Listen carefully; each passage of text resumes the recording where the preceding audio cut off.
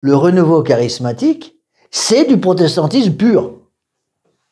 Et on prend le protestantisme pur, c'est les sentiments, mon petit cœur, protestantisme, et on adapte ça en couvrant en quelque sorte, en interprétant à sa guise le dogme catholique, et on tombe dans le renouveau charismatique. Et ça, c'est toutes les apparitions, genre l'apparition de Maître Gorgé, etc. Et ça, c'est extrêmement dangereux, encore une fois, parce que le renouveau charismatique, c'est le cœur qui prend la place de l'intelligence.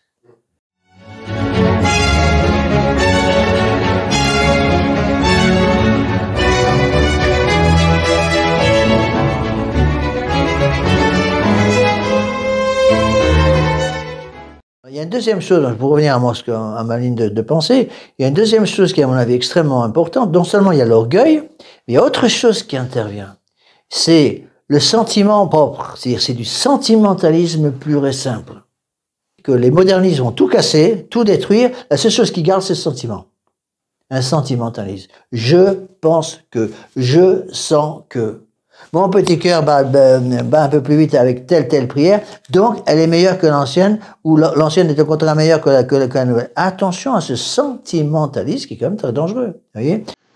Je suis content de vous retrouver avec la première grosse bordée de neige au Québec. Je regarde dehors, là, ça tombe pas mal. Mais on est habitué ici à avoir beaucoup de neige, au froid. En fait, beaucoup de Québécois chialent, mais tout le monde aime ça, à quelque part, l'hiver. Puis, ici, on a la chance, je dirais la grâce, d'avoir 4 saisons bien distinctes, hein, bien entrecoupées entre elles, avec des belles transitions. Puis, c'est ça, les saisons reviennent, la nature change pas. Hein, et ça, c'est comme la doctrine catholique. Ça change jamais. Puis, je suis heureux aujourd'hui de pouvoir parler à nouveau du renouveau charismatique. Fait que je vais y aller avec l'introduction que j'avais déjà préparée. Tout d'abord, un petit message à ceux qui méprisent la position sédévacantiste, ceux qui disent que le siège de Saint-Pierre n'est pas vacant, mais il est occupé. Attention de jouer avec les mots. Parce que, oui, le siège est occupé, mais par un imposteur, par un faux pape. Donc, la position sédévacantiste est tout à fait juste quand on dit que le siège de Pierre est occupé par un faux pape. Donc, il est vacant d'un vrai pape. Alors, ceux qui s'amusent à jouer avec les mots parce qu'ils ne veulent pas se dire sédévacantistes, alors, réfléchissez bien à cet argument-là qui n'a aucun fondement. Aujourd'hui, je vais parler d'un sujet que j'ai déjà traité il y a environ 1 an. Je vais parler du renouveau charismatique. Mais avant, je veux vous mentionner que je vais partager prochainement une vidéo qui traite de la validité des consécrations épiscopales de Monseigneur Touck. On entend toutes sortes de rumeurs, de calomnies à l'effet que Monseigneur Touck n'était pas saint d'esprit, hein, qu'il n'avait pas toute sa tête lorsqu'il a consacré, en particulier, Monseigneur Gérard Deslauriers, Monseigneur Carmona, et donc toute la lignée des évêques, des prêtres, majoritairement aux États-Unis, mais aussi ailleurs dans le monde, ne serait pas valide parce que Monseigneur Touck n'était pas saint d'esprit. Ce sont des doutes négatifs et d'ailleurs, ils sont réfutés par plusieurs personnes très crédibles, des documents qui attestent que Monseigneur Touck était saint mentalement. Il avait toute sa tête lorsqu'il a fait ses consécrations épiscopales. Donc, je vais vous partager prochainement. Ça va répondre aux interrogations de plusieurs qui remettent en doute tous ces bons prêtres, ces évêques, qui descendent directement de la lignée Touck. Je vais aborder dans ma vidéo d'aujourd'hui un texte, une belle encyclique de Saint Pie X qui s'appelle Pascendi Dominici Gregis, qui traite du sentimentalisme Mais d'abord, je vais vous faire écouter un extrait d'une vidéo du cours Actes du magistère de l'abbé Jean-Luc Laffitte. Vous savez, l'abbé Laffitte, sur son site damemarie.net. Je vais d'ailleurs mettre le lien en description sous ma vidéo. L'abbé Laffitte est très solide sur la doctrine catholique. C'est un bon pédagogue. Et cette semaine, dans son cours du magistère, le numéro du cours 61, il aborde les origines du renouveau charismatique et explique très bien la racine du renouveau charismatique, ses racines protestantes, le fameux sentimentalisme du renouveau charismatique, quand Saint Pédis en parlait dans son encyclique Pascendi. Vous allez voir le lien. Pour ceux qui, malgré leur conversion à la foi catholique véritable aujourd'hui, qui est de constater que malheureusement, on n'a pas de vrai pape assis au Vatican sur la chaire de vérité. Bien, malgré que ces gens-là se sont convertis, il y en a qui ont passé leur vie d'avant dans le Novus Ordo, dans l'Église conciliaire, et tout le Novus Ordo est teinté du renouveau charismatique. Comme l'abbé Laffitte va vous l'expliquer, c'est un protestantisme avec un vernis catholique, aux apparences catholiques, alors que ce n'est pas du tout le cas.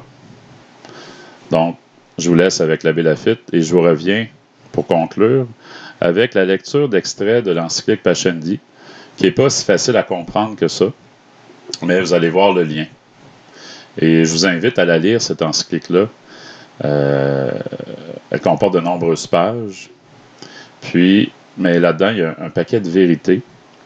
Et si vous prenez le temps sérieusement d'étudier ce texte-là, vous allez comprendre tous les pièges qui ont rapport à la mauvaise philosophie, au subjectivisme, à la liberté religieuse. C'est en continuité avec le syllabus des erreurs de Pie IX, Léon XIII, dans cette période-là, que les modernistes voulaient éclater au grand jour, voulaient mettre de l'avant leurs idées subversives.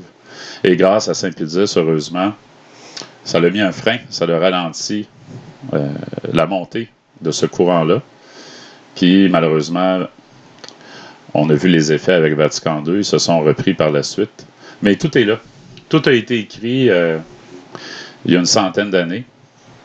Et moi, je fais juste répéter ce qui a déjà été dit. Alors, écoutez bien, puis bonne réflexion. Alors, il y a une deuxième chose, pour revenir à ma ligne de pensée, il y a une deuxième chose qui est, à mon avis, extrêmement importante. Non seulement il y a l'orgueil, mais il y a autre chose qui intervient.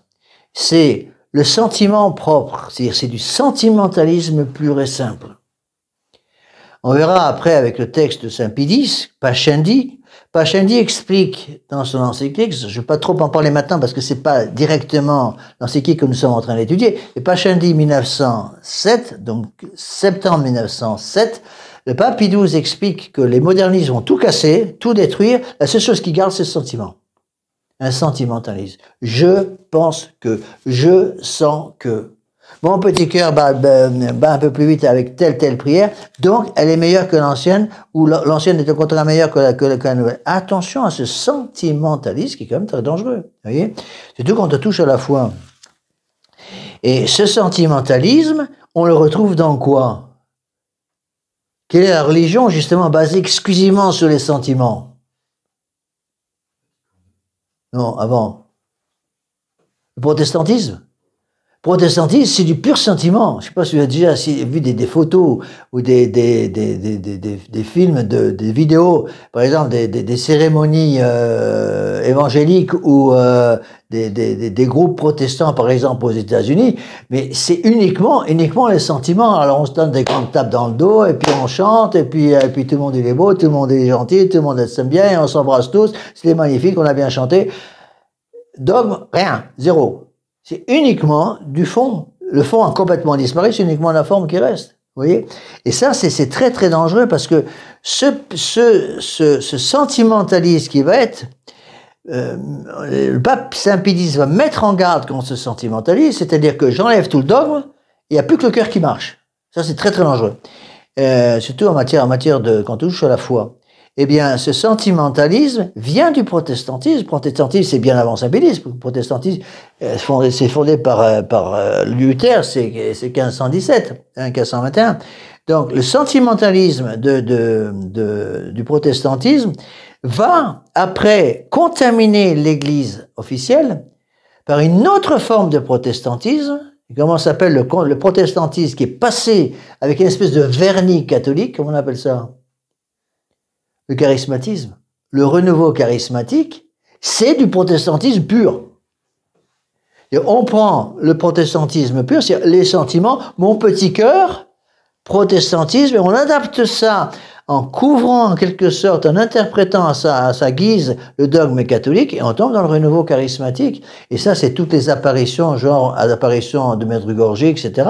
Et ça, c'est extrêmement dangereux, encore une fois, parce que le renouveau charismatique, c'est le cœur qui prend la place de l'intelligence.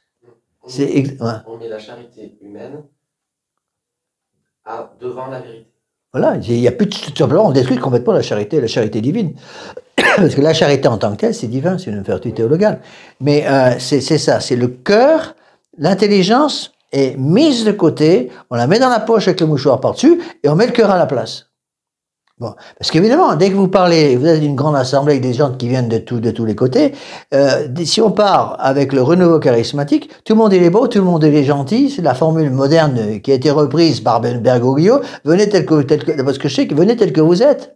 Bon, c'est la formule, je crois, de McDonald's aussi, actuellement, je crois qu'il dit ça. Venez tel que vous êtes. Mais attendez, alors moi, ça me gêne pas que vous veniez tel que vous êtes pour prendre un hamburger à McDonald's, ça me gêne pas. Publicité non gratuite pour McDonald's, hein, j'ai horreur du McDonald's. Bon, mais, fin de la parenthèse.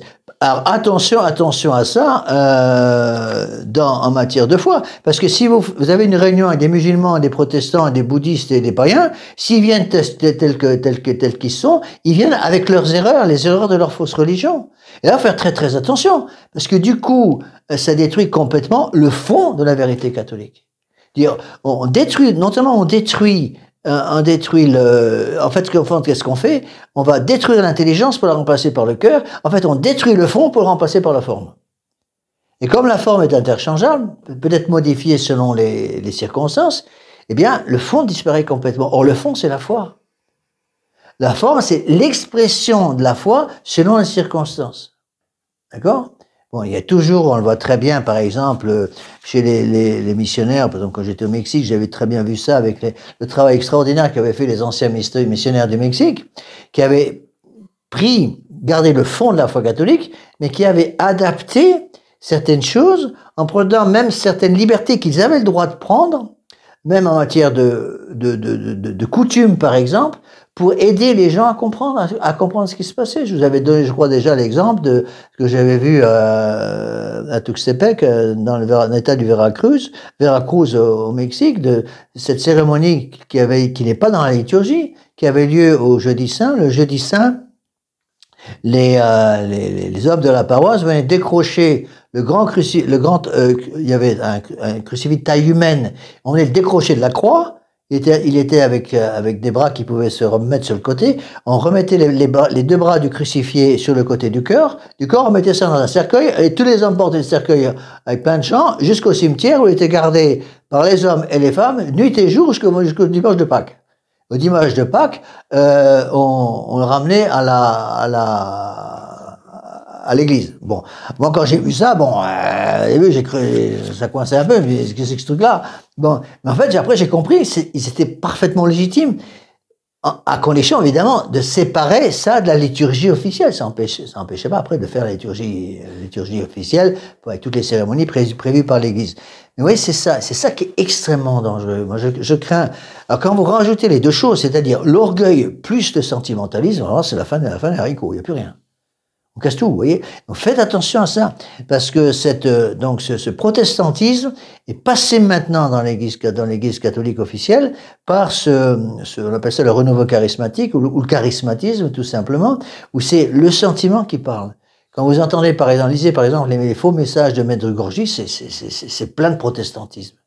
On retrouve ça dans toutes les fausses apparitions. Vous voyez, ça c'est extrêmement dangereux. Vous voyez, je me rappelle une des apparitions de Maître Gorgie avec Vicky, une des voyantes. C'est une fausse apparition avec Maître Gorgie. Mais Vicky, à un moment, qui se plaint avec la foule. Vous voyez pas que vous marchez sur le voile de la Sainte Vierge, non? Bon, comme ça. Bon, on va où comme ça? Oui, on va où comme ça? Voilà. Et puis alors, on lui demandait, allez, elle est où la Sainte Vierge? Ouais, je vais faire la forme de son corps, en mettant ma main tout proche du corps pour vous montrer. Du n'importe quoi. Est-ce que vous voyez ça à Lourdes? Est-ce que vous voyez ça à la Salette? Est-ce que vous voyez ça à Fatima? Est-ce que vous voyez ça à toutes les apparitions reconnues par l'Église? Vous voyez, donc faites extrêmement attention. En matière de... Quand on a devant nous des gens qui veulent mettre la foi dans la poche avec le mouchoir par-dessus, qu'est-ce qu'on fait? On se ressort la foi, on la remet là où elle doit être, et on met le cœur dans la poche avec le mouchoir par-dessus. Vous voyez? Alors, attention, c'est pas un péché d'utiliser son cœur, mais c'est pas ce que je veux dire du tout. On a tout à fait le droit d'utiliser son cœur, par exemple, parce qu'on prie notre Seigneur Jésus-Christ, on prie Dieu, on adore Dieu aussi avec son cœur, c'est absolument évident. Bon. Mais c'est pas le cœur qui doit diriger, vous voyez ce que je veux dire? C'est pas le cœur qui dirige tout, c'est la foi illuminée par la grâce. La grâce, la foi, et ensuite les passions irascibles et concupiscibles, c'est-à-dire le cœur. Mais au-dessus, vous avez la foi, au-dessus, vous avez l'intelligence de la foi, c'est-à-dire la foi doit être rendue, si vous voulez, en quelque sorte, compréhensible pour nous, justement par une autre vertu qui va intervenir, c'est la charité. C'est pour ça que Saint Pédis, Saint Thomas d'Aquin dit que la foi sans la charité, c'est quoi? C'est une foi informe. C'est une foi qui est morte. C'est ce que dit Saint Paul. Si je n'ai pas la charité, je suis comme un symbole qui retentit, j'ai plus rien. Parce que justement, la foi, à ce moment-là, si elle n'est plus illuminée par la charité, c'est-à-dire par la grâce sanctifiante, la charité et la grâce sanctifiante, c'est la même chose. Si elle n'est plus illuminée par la grâce sanctifiante, ben la foi va commencer à être grignotée par le cœur. Vous voyez? Le cœur doit être soumis à la foi. Vous voyez? Et ensuite, la charité va travailler sur la foi. Oui. Donc ça, je crois, ce sont des choses extrêmement importantes à bien comprendre. Donc c'est le danger, à mon avis, de la renaissance de l'esprit du renouveau charismatique. C'est un esprit tout à fait protestant. On retrouve ça dans le protestantisme. Oui. On peut résumer la charité en disant que c'est l'amour de la vérité ou l'amour des dogmes réglés. Oui, c'est pareil. Oui. C'est l'amour. La première des charités, c'est l'amour de la vérité. Bon, mais attention, quand pourrait expliquer ça, on peut utiliser la phrase de notre Seigneur, ce n'est pas celui qui dit Seigneur, Seigneur, Seigneur, qui entrera dans le royaume des cieux, mais celui qui dit Seigneur, mais celui qui écoute la parole de Dieu, la foi, et la met en pratique, charité. La pratique de la foi, c'est la charité. Si vous écoutez la parole de Dieu, vous connaissez par cœur toute la Bible, très bien. Mais s'il n'y a pas la charité qui suit, il manque quelque chose. Vous voyez? Écoutons maintenant ce que dit sa sainteté Pie X dans son encyclique Pascendi Dominici Gregis, datée de septembre 1907. Vous allez entendre Pie X qui parle du sentiment religieux chez les modernistes, basé sur l'expérience. Il fonde la foi du croyant sur un cumul d'expériences, complètement détaché de la doctrine catholique. Donc, vous allez pouvoir faire les liens. Je vous invite à réécouter plusieurs fois peut-être certains passages qui ne sont pas toujours évidents à la première écoute. Donc, vous allez voir les liens dans cette encyclique-là, dans les passages que je vais lire, à faire sur le renouveau charismatique, comme l'abbé Laffitte le mentionnait, le sentimentalisme qui est dénoncé par Pie X, l'expérience du cœur, le cœur prend la place de l'intelligence. Ben, c'est ça qui est dénoncé dans les fausses doctrines des modernistes.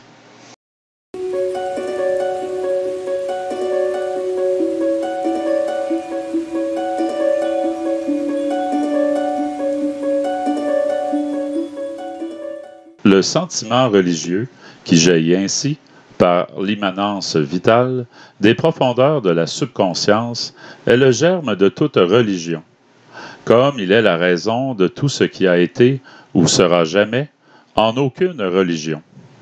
Obscur presque informe à l'origine, ce sentiment est allé progressant sous l'influence secrète du principe qui lui donna l'être, et de niveau avec la vie humaine, dont on se rappelle qu'il est une forme. Ainsi naquirent toutes les religions, y compris les religions surnaturelles. Elles ne sont toutes que des efflorescences de ce sentiment. Et que l'on n'attende pas une exception en faveur de la religion catholique, elle est mise entièrement sur le pied des autres. Son berceau fut la conscience de Jésus-Christ, homme de nature exquise, comme il n'en fut ni n'en sera jamais. Elle est née là, non d'un autre principe que de l'immanence vitale. On est saisi de stupeur en face d'une telle audace dans l'assertion, d'une telle aisance dans le blasphème. Et ce ne sont point les incrédules seuls, vénérables frères, qui profèrent de telles témérités.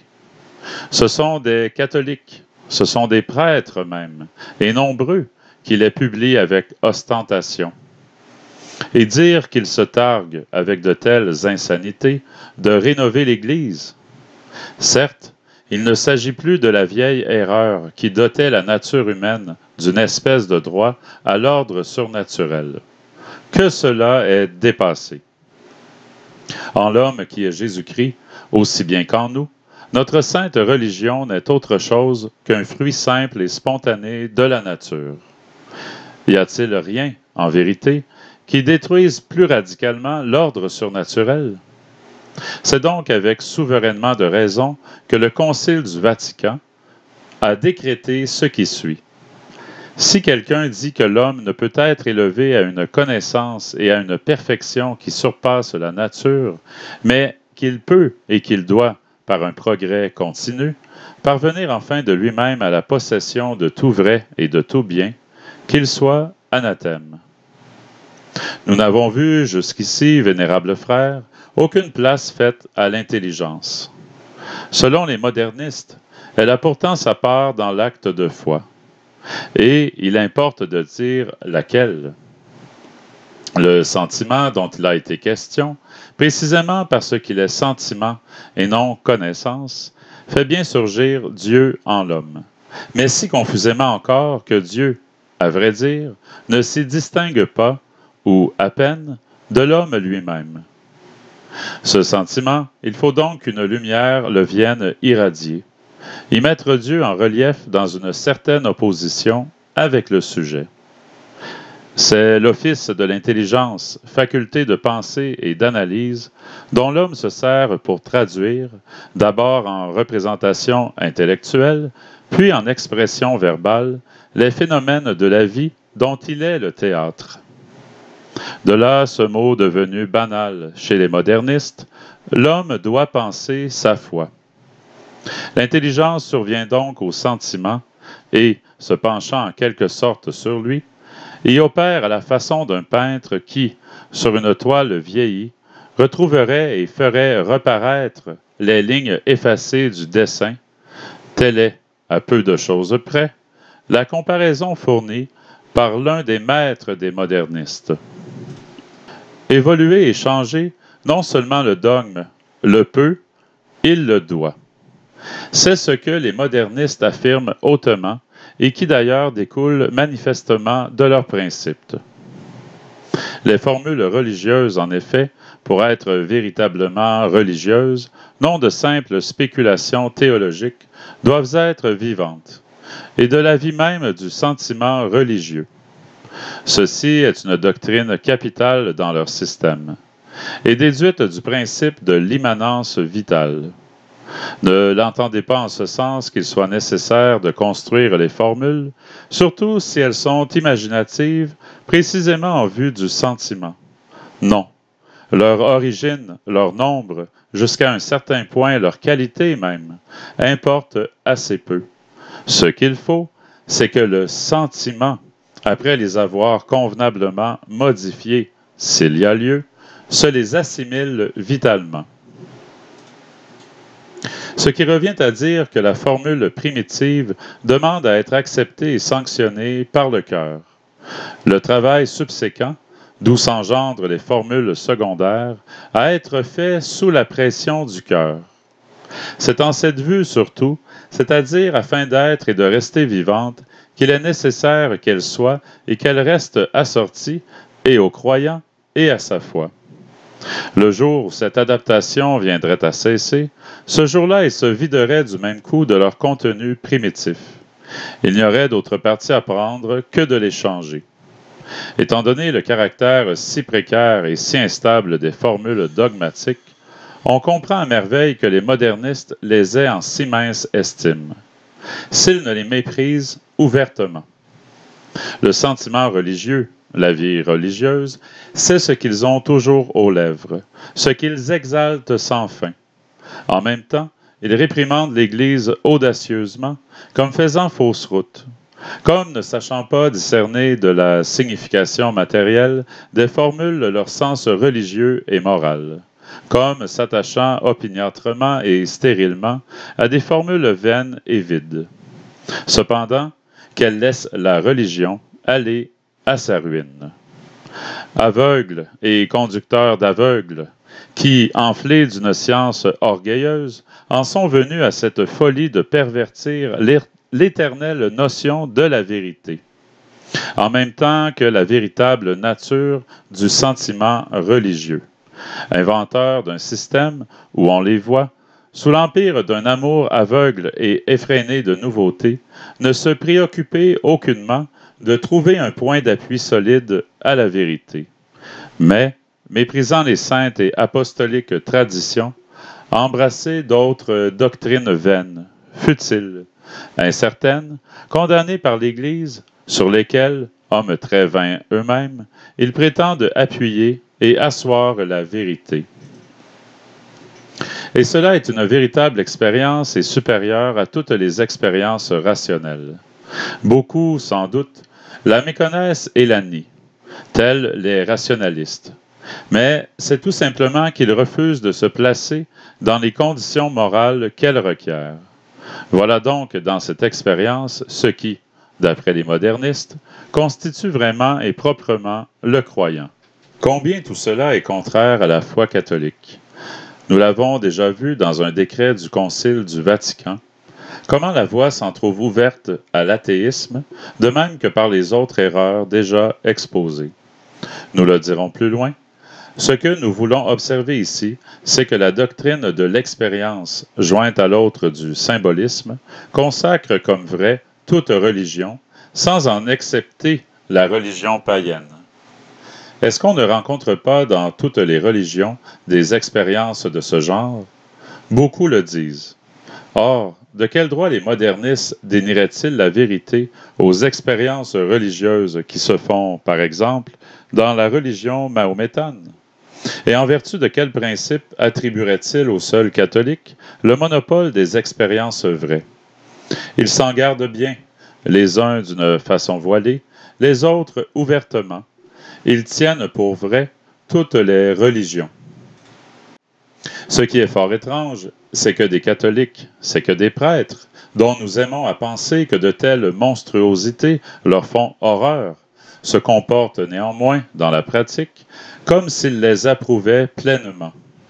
C'est que des catholiques, des prêtres, décernent de telles louanges, rendent de tels hommages aux coryphées de l'erreur, qu'ils prêtent à penser que ce qu'ils veulent honorer par là, c'est moins les hommes eux-mêmes, non indignes peut-être de toute considération, que les erreurs par eux ouvertement professées et dont ils se sont faits les champions.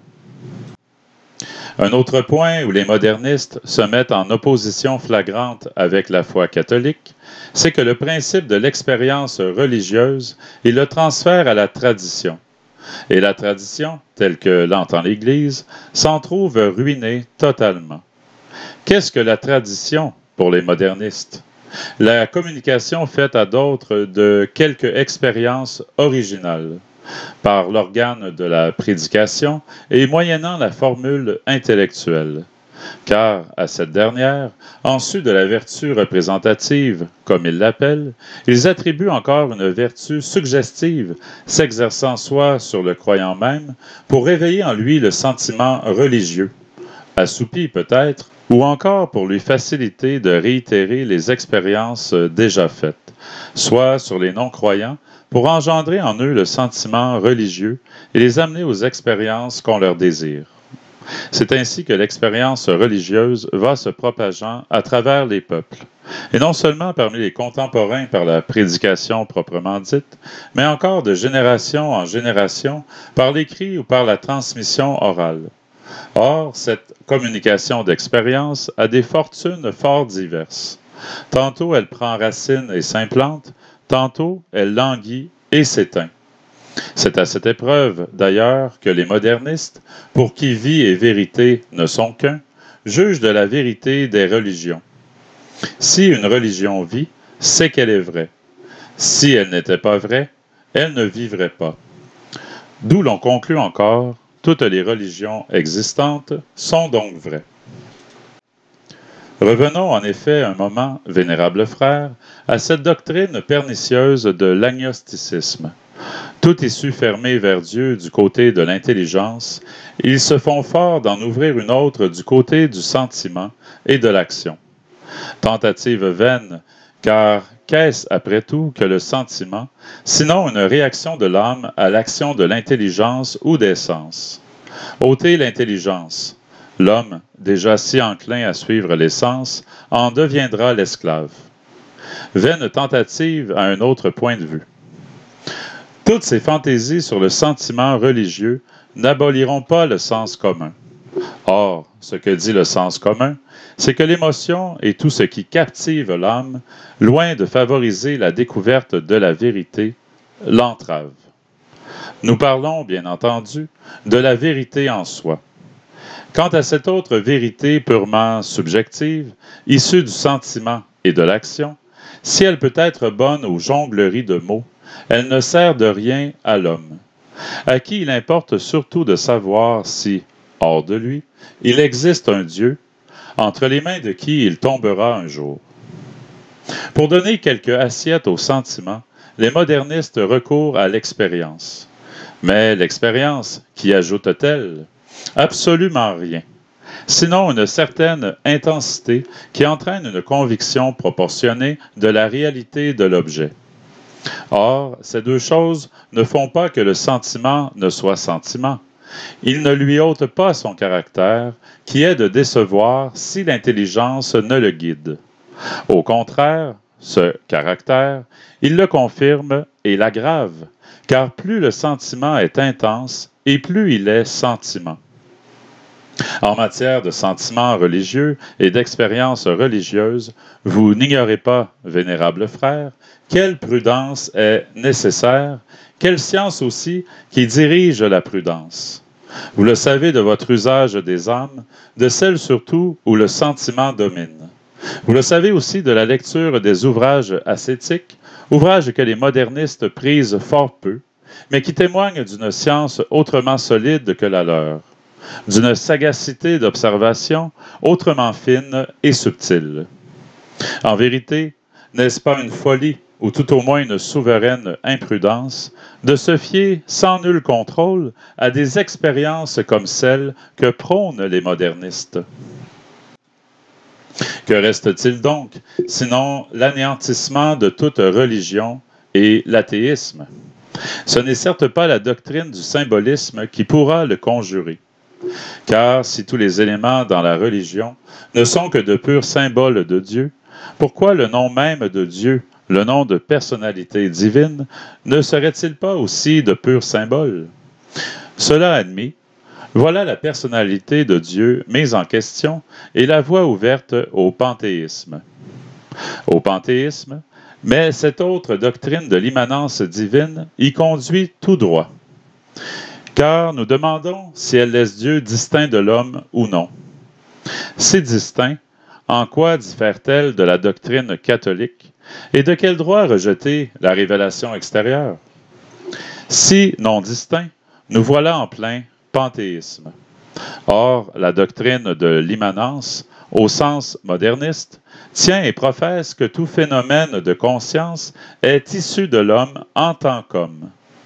La conclusion rigoureuse, c'est l'identité de l'homme et de Dieu, c'est-à-dire le panthéisme. La même conclusion découle de la distinction qu'il pose entre la science et la foi.